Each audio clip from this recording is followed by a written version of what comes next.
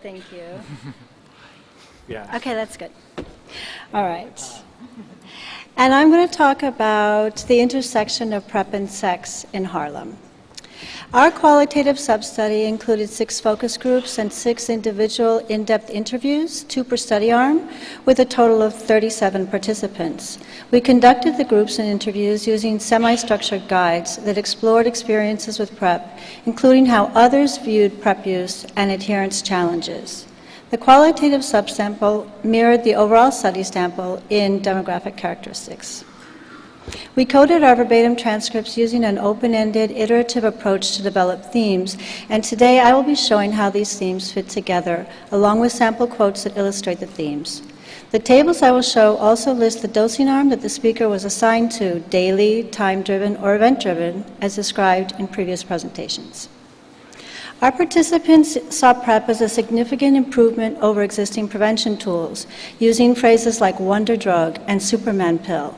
Many described the psychological value of PrEP, that it lessened fear and anxiety about contracting HIV. One participant said that that PrEP was like his big brother standing by to protect him from the bully in the schoolyard that is HIV.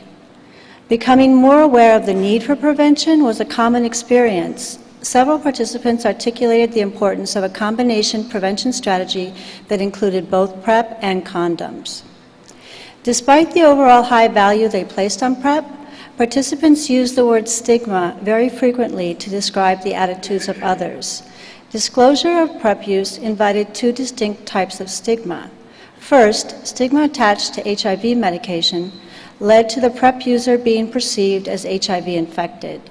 Several participants expressed that no matter what they told someone about PrEP, all that person would remember is HIV.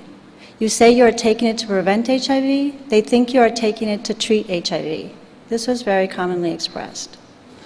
The second type of stigma was attached to PrEP as an innovative prevention technology that labeled the user as exceptionally promiscuous or unusual in some way that merited caution. This kind of stigma was frequently expressed in the form of questions. What does this mean? Are you putting me at risk? What have you been taking pills for? Implying that PrEP is a reason to investigate the user more deeply than had been done before. Participants described effectively countering misconceptions and stigmatizing attitudes about PrEP in many conversational settings, insisting to providers that they would be an appropriate candidate for PrEP, educating family members about reasons for joining the study, and addressing friends' misconceptions. However, in the context of sexual encounters, stigma attached to PrEP limited participants' ability to adhere to doses taken around sex. Participants described both experiencing and anticipating such stigma. Several described pill taking in the context of sex as awkward. It would spoil the mood. For others, disclosing PrEP use caused sexual partners to break off the encounter. One participant, talking about the need to be discreet, implicitly connected PrEP use to the potential for HIV transmission in a sexual encounter, which some people resist acknowledging. In summary, participants valued PrEP and frequently incorporated it into existing prevention strategies.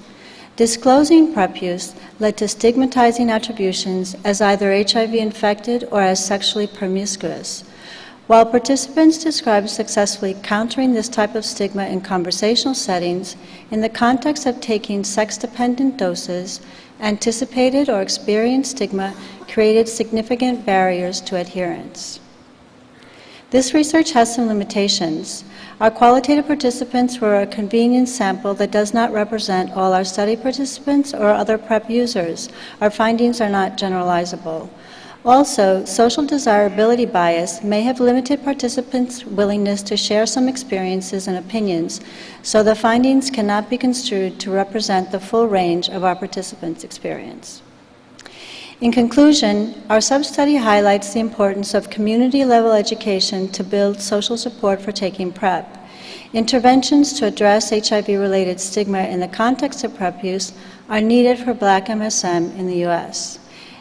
In closing, I'd like to return to the theme of the value of PrEP with a quote from a participant who came of age in the epidemic. "It's just freedom. I feel like my entire life I've never ever been free, and now I do feel a certain amount of freedom. Please come see our poster for more of our data. Our thanks to our funders and many collaborators in HPTN 067, especially the Harlem community and our participants. Thank you.